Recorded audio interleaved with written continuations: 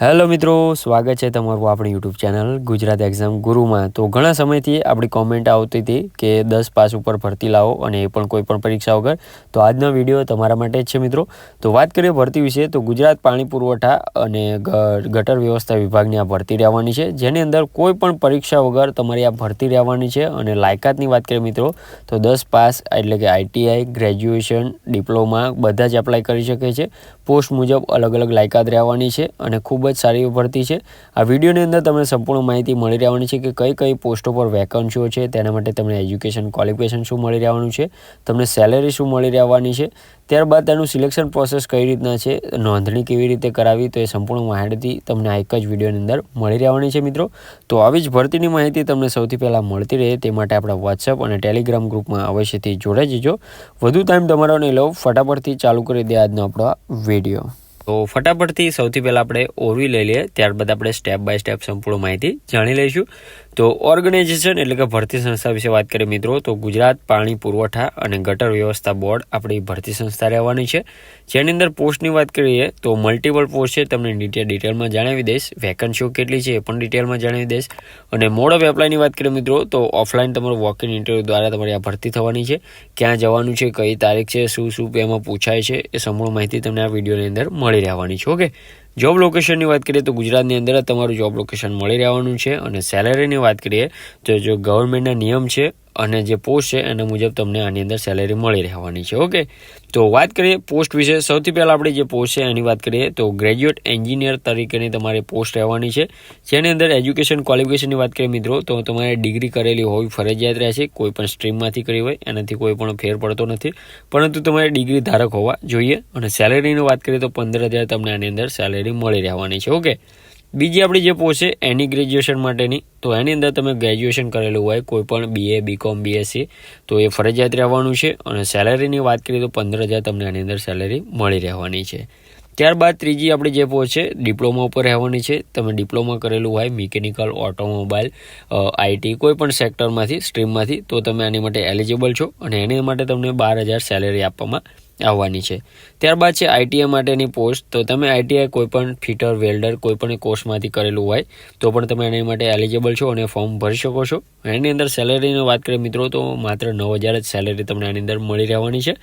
Okay, એજ limitation જોઈ લઈએ તો 18 થી 30 વર્ષ તમારે આની અંદર એજ લિમિટેશન માગેલા છે અને ગવર્મેન્ટ નિયમ મુજબ જે છૂટછાટ મળવા પાત્ર છે એ પણ તમને આની અંદર મળી રહેવાનું છે। ઓકે, તો એની સિવાયની બે મહત્વની નોંધ છે તમને વિડીયોના આગળ વધશું એટલે જણાવી દઈશ કે તમારે જોવી ફરજિયાત રહેશે, નહીં તો તમારું ફોર્મ રિજેક્ટ થઈ શકે છે।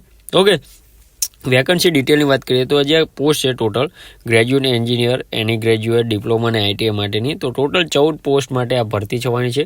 કે એના માટે કેટલી વેકન્સીઓ છે એમને આપેલું નથી ઓફિશિયલ નોટિફિકેશન અંદર, તમારે ઓફિશિયલ નોટિફિકેશન જોઈએ તો પણ આપણા ટેલિગ્રામ અને વોટ્સઅપ ગ્રુપમાં મળી રહેવાની છે। ઓકે, એપ્લિકેશન ફીની વાત કરીએ તમારે કોઈ પણ જાતની એપ્લિકેશન ફી નથી ભરવાની। તમે general, OBC, EWS, SC, ST કોઈ પણ કેટેગરીઝમાંથી આવતો હોય તો તમારે ફી ભરવાની રહેવાની નથી આની અંદર। તો ઇમ્પોર્ટન્ટ ડેટ્સ જોઈ લઈએ તો નોટિફિકેશન રિલીઝ ક્યારે થયું છે મિત્રો તો 8 માર્ચ 2026ના રોજ નોટિફિકેશન રિલીઝ થયું છે। અને ફોર્મ ભરવાના સ્ટાર્ટ ક્યારથી થયા છે તો 9 માર્ચ 2026થી ફોર્મ ભરવાના પણ સ્ટાર્ટ છે। અને લાસ્ટ ડેટની વાત કરીએ તો 13 માર્ચ રહેવાની છે। તો 9 માર્ચથી 13 માર્ચ સુધી તમારે અંદર ફોર્મ ભરી રહેવાનું રહેશે। કઈ રીતે ભરશો તમને નીચે ડિટેલમાં જણાવીશું। એની પહેલાં સિલેક્શન પ્રોસેસ તમને સમજાવી દો। સામાન્ય વસ્તુ છે, કોઈ પણ જાતની આની અંદર પરીક્ષા નથી, આપણે થંબનેલમાં જ જણાવ્યું છે। તમારું મૌખિક ઇન્ટરવ્યૂ લેવામાં આવશે તો એની અંદર સિમ્પલ ક્વેશ્ચન હશે, કાંઈ હશે નહીં। ઓકે, વોક ઇન ઇન્ટરવ્યૂ ક્યાં છે તો ડેટની વાત કરીએ તો 17/3/2026 છે। ઓકે, ધ્યાન આપજો કારણ કે 9 માર્ચથી 13 માર્ચ સુધી તમારું રજિસ્ટ્રેશન કરાવવાનું છે। ક્યાં જણાવવાનું છે એ તમને નીચે જણાવું છું। ઓકે, અને 17 તારીખે તમારું ઇન્ટરવ્યૂ છે સવારે 10 વાગે। લોકેશનની વાત કરીએ મિત્રો તો કાર્યપાલક ઇજનેર શ્રી જાહેર આરોગ્ય બાંધકામ વિભાગ અંજારની કચેરી। ઓકે, તો તમારું જોબ લોકેશન આ રહેવાનું છે। ડોક્યુમેન્ટ શું શું જોઈશે તમને જણાવી દઉં તો તમારે રિઝ્યુમ અથવા તો CV તમે જે પણ કહેતા હોય, પાસપોર્ટ સાઇઝના photos, marksheet, school leaving certificate, Aadhaar card અથવા તો બર્થ સર્ટિફિકેટ, આઈડેન્ટિફિકેશન માટે કાસ્ટ સર્ટિફિકેટ એટલે કે જાતિનો દાખલો જો તમારે લાગુ પડતો હોય તો। ઓકે, તો આટલા ડોક્યુમેન્ટ તમારે ઓરિજિનલ પણ લઈ જવાના રહેશે અને મારું માનો તો ઝેરોક્સ કરાવીને પણ જજો કારણ કે છેલ્લા ટાઈમે તમારે દોડધામ ના થાય મિત્રો। ઓકે, તો ઇમ્પોર્ટન્ટ નોટ્સ જે તમને કહેતો હતો એ ધ્યાન રાખવા જેવું।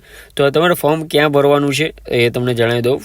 સ્કિલ ઇન્ડિયા રજિસ્ટ્રેશન જે છે સ્કિલ ઇન્ડિયાની ઓફિશિયલ વેબસાઇટ છે.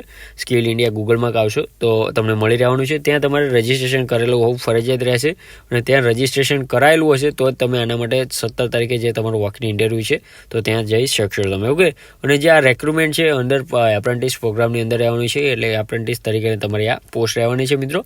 તો આવી જ ભરતીની માહિતી તમને સૌથી પહેલાં મળતી રહે તે માટે આપણા વોટ્સએપ અને ટેલિગ્રામ ગ્રુપમાં અવશ્યથી જોડાઈ જજો, જેની લિંક આપણે વિડીયોના ડિસ્ક્રિપ્શનમાં આપેલી છે મિત્રો.